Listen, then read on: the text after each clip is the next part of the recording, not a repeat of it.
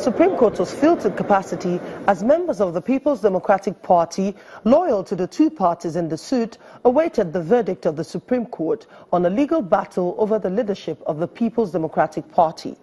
Also in court were Senator Ahmed Makarfi, members of his caretaker committee, governors of Ekiti and Rivers states, members of the National Assembly and lawyers to the two factions.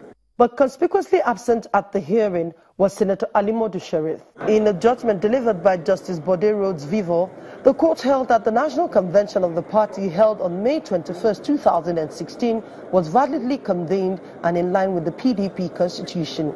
The court agreed with Senator Ahmed Makarfi that the National Convention is the supreme organ of the party and that it was in order to have set up a caretaker committee having dissolved the National Executive Committee.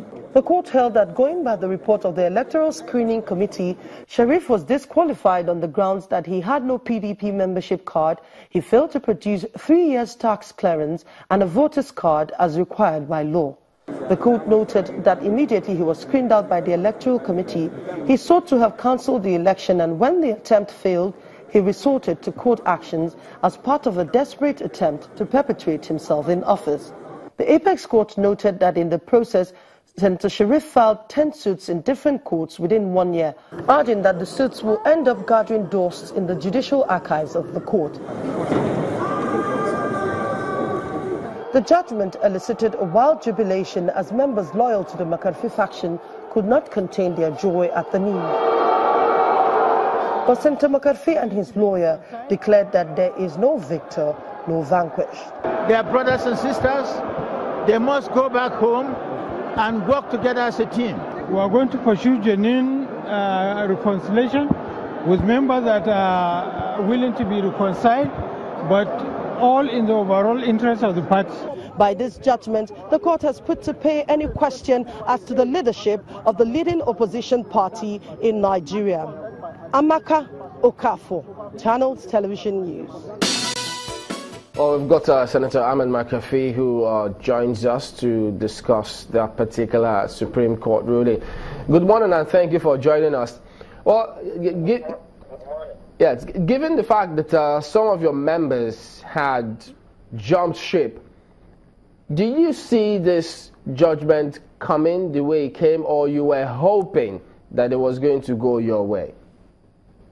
Well, you can't be sure. No matter the facts, how right you are, or the facts you have, in your chest.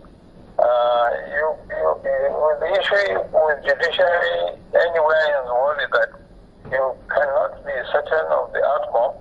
You can be hopeful because you have a good case and you have good solicitors, standing for you. But a slip here or there, even if you are right, can cost you victory. So we knew we had a good case, but it was possible that we slipped along the line in presenting our case before the court. The court would not represent us and correct our errors. So we are hopeful, but there was no way we could have been certain whether at the lower court or the Court of Appeal nor the Supreme Court. We were very, very hopeful all the way because we knew we were right, but nothing was certain because anything could happen along the way in the course of the trial. So what does this judgment mean for your party? Well, it's not just for our party, it's for democracy.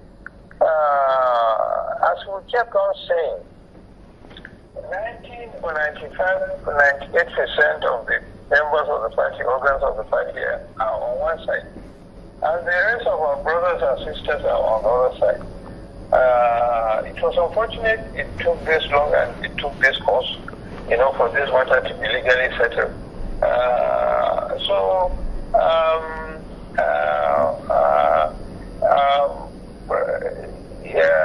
Now that it is over, at least opposition party has been set, because if the judgment had gone the other way, even if some of us will want to remain in PDP, maybe overwhelming majority may choose not to,